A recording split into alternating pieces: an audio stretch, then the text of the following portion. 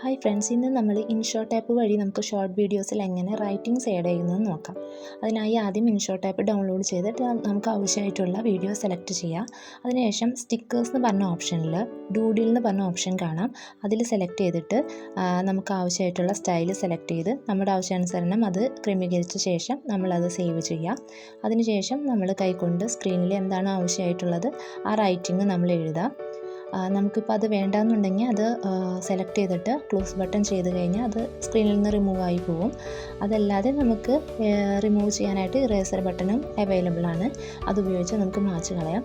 അതുപോലെ നമുക്ക് ആവശ്യത്തിലുള്ള കളറിൽ നമുക്ക് ഈ റൈറ്റിങ്സ് എഴുതിയെടുക്കാവുന്നതാണ്. കളർ സെലക്ട് ചെയ്തിട്ട് എഴുതി കൊടുത്താൽ മതി.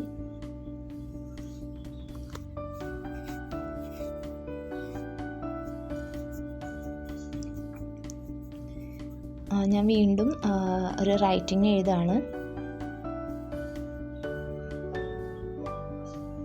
ഇപ്പോൾ നമ്മൾ വിഷുന്ന് എഴുതിയിരിക്കുകയാണ്.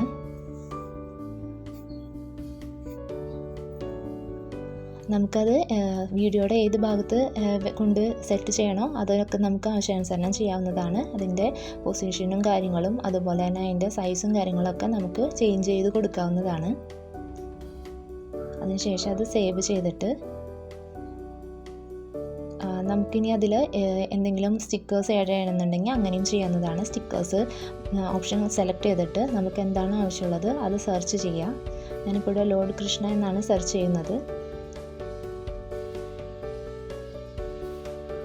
അതിൽ നമുക്കിഷ്ടപ്പെട്ട സ്റ്റിക്കർ സെലക്ട് ചെയ്തിട്ട് നമുക്ക് ആ റൈറ്റിങ്സിൻ്റെ അടുത്ത് കൊണ്ട് സെറ്റ് ചെയ്ത് വയ്ക്കാവുന്നതാണ്.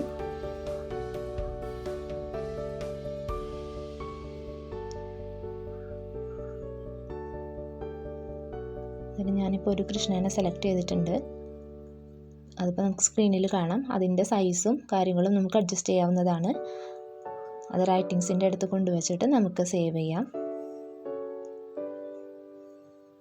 ഇനി നമുക്ക് നമ്മുടെ എഴുതിയ റൈറ്റിങ്ങും അതുപോലെ തന്നെ സ്റ്റിക്കറും നമ്മുടെ വീഡിയോയുടെ എത്രത്തോളം ഭാഗത്ത് നമുക്കത് കാണിക്കണം എന്നുള്ളതും നമുക്ക് സെറ്റ് ചെയ്യാവുന്നതാണ്. അതിനായിട്ട് അത് സെലക്ട് ചെയ്തിട്ട് ജസ്റ്റ് ഒന്ന് ഡ്രാഗ് ചെയ്താൽ മതി. എത്ര ഭാഗത്ത് വേണം അതിനനുസരിച്ച് നമ്മൾ ഒന്ന് ജസ്റ്റ് ഡ്രാഗ് ചെയ്ത് കൊടുത്താൽ മതി.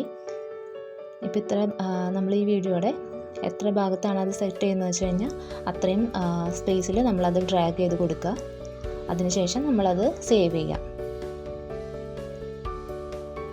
അതിനുശേഷം നമുക്ക് എക്സ്പോർട്ട് ചെയ്തിട്ട് അത് നമ്മുടെ ഗാലറിയിലേക്ക് മാറ്റാവുന്നതാണ്.